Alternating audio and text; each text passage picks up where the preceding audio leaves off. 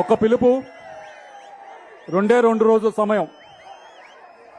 పల్నాడు నలుమూలల నుంచి కూడా పెద్ద ఎత్తున ఈరోజు దాచేపల్లిలో వీరందరూ కదిలి ఇక్కడ రావడం జరిగింది. ఇక్కడికి వచ్చిన ప్రతి ఒక్కరికి కూడా పేరు పేరున హృదయపూర్వక నమస్కారం తెలియజేసుకుంటా ఉన్నాను. వేదిక పైన ఉన్న పెద్దలు, టీడీపీ అధ్యక్షులు నారా చంద్రబాబు నాయుడు గారికి, వేదిక పైన ఉన్న టీడీపీ నాయకులకు, జనసేన నాయకులకు, ప్రతి ఒక్కరికి కూడా పేరు పేరున హృదయపూర్వక నమస్కారం తెలియజేసుకుంటా ఉన్నాను. 50 రోజులున్నాయి ఎలక్షన్స్ కి. ఈ 50 రోజుల్లో ఈ ఎలక్షన్స్ కి అందరం కూడా సన్నద్ధం కావాలి.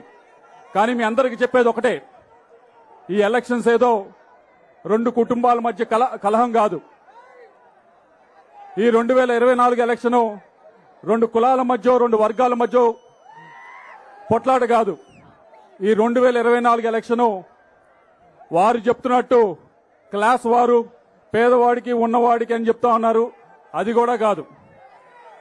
పల్నాడులో ఈసారి ఈ ఎలక్షన్ ఈ ప్రాంత ప్రజల సమస్యల గురించి, ఈ ప్రాంత ప్రజల బాధల గురించి, ఈ పల్నాడు ప్రాంత ప్రాజెక్టుల గురించి ఈ 2024 ఎలక్షన్ జరగబోతా ఉంది. మీ అందరికీ కూడా నేను సుపరిచితున్నే. మీ అందరూ కూడా గడిచిన 5 సంవత్సరాల నుంచి కూడా నన్ను చూస్తూనే ఉన్నారు. నేను ఏ వేదిక ఎక్కినా గానీ అతిగా ఎవరిని పొగడలేదు, అలా అని చెప్పి ఎవరిని కూడా ఎక్కడా కూడా విమర్శించింది కూడా లేదు. గడిచిన 5 సంవత్సరాలు కూడా నా సమయం అంతా కేటాయించింది కేవలం పల్నాడుకు సంబంధించిన సమస్యలపైన, పల్నాడుకు సంబంధించిన ప్రాజెక్టులపైన. ఈ 5 సంవత్సరాల్లో మీ అందరూ అడగచ్చు నన్ను, ఏమయ్యా ఎంపీగా ఉన్నావు, ఏం చేశావు ఈ 5 సంవత్సరాల నుంచి, మళ్లీ వస్తున్నావు, అడగబోతా ఉన్నావు ఓట్ల గురించి అని చెప్పి మీ అందరికి కూడా తెలియజేసుకుంటా ఉన్నాను.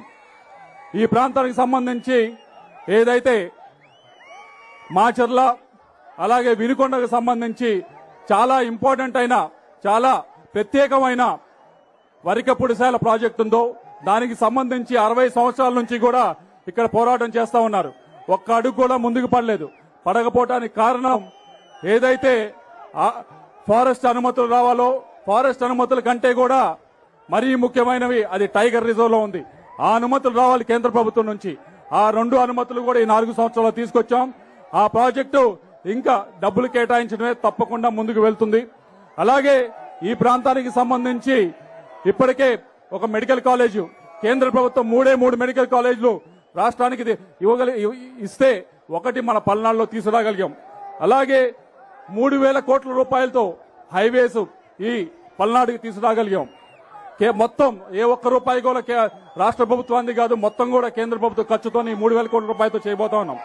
అలాగే కుప్పంలో ఉంది, ఇజ్రాయెల్ దేశస్తులు కుప్పంలో ఈ ప్రాజెక్టు పెట్టారు. అదే ప్రాజెక్టు రైతులకు ఉపయోగపడుతుందని చెప్పి ఇజ్రాయెల్ ప్రభుత్వం చేత ఇక్కడ నకరికల్లో ప్రాజెక్టు పెట్టించడం జరిగింది.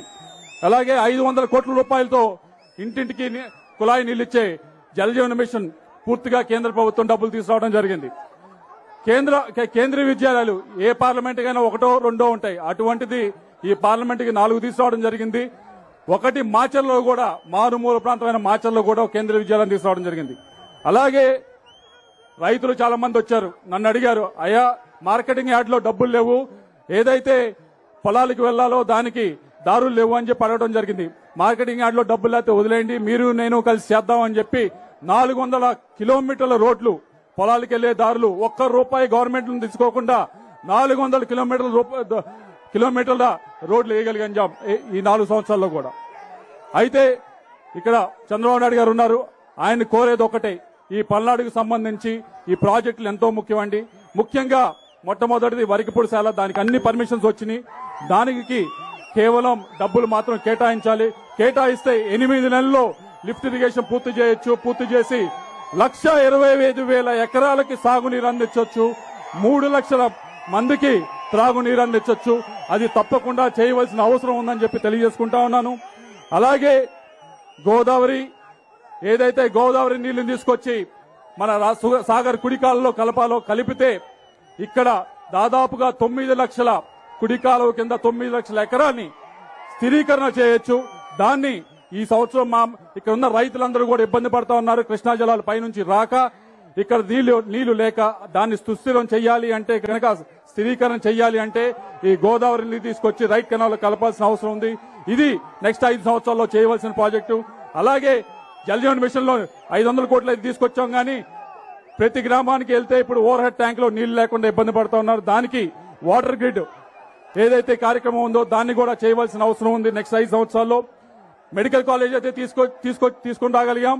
దాంతో పాటుగా ప్రతి నియోజకవర్గ హెడ్ క్వార్టర్స్ లో కూడా ఒక 100 బెడెడ్ హాస్పిటల్ ఇక్కడ కేటాయిస్తే బాగుంటుందని చెప్పి మీకు తెలియజేసుకుంటా ఉన్నాను. చివరిగా లాజిస్టిక్స్ హబ్ ఇక్కడ వినుకొండ గాని మాచర్ల గాని వెళ్తే ఎక్కడ ఏ గ్రామంలో కూడా యువత కనిపించరు.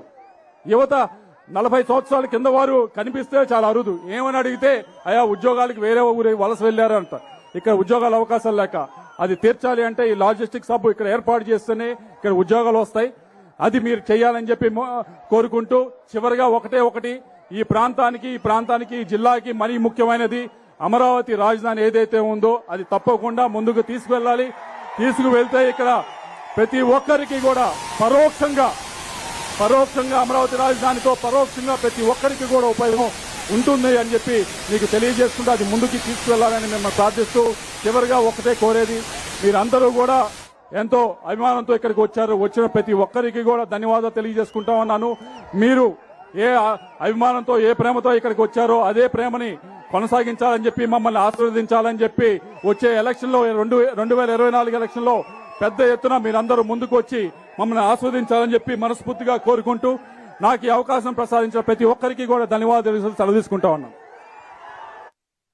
కృష్ణదేవరాయల గారికి రాష్ట్రాన్ని సర్వనాశనం చేసినటువంటి సైకోని తరిమి కొట్టడానికి 5 కోట్ల మంది ప్రజలు ఈనాడు ఎప్పుడో చంద్రబాబు గారిని ముఖ్యమంత్రి చెయ్యాలని ఉవ్విళ్లూరుతున్నటువంటి మనందరి దైవం.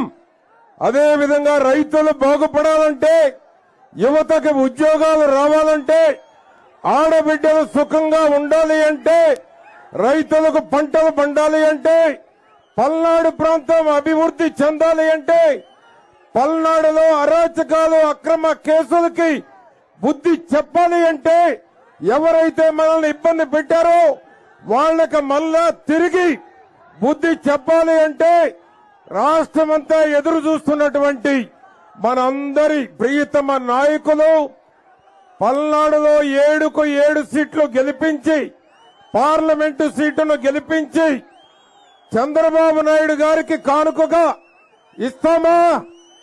సైకో పోవాలి, సైకిల్ రావాలి, సైకో పోవాలి. జగన్ గుర్తుపెట్టుకో.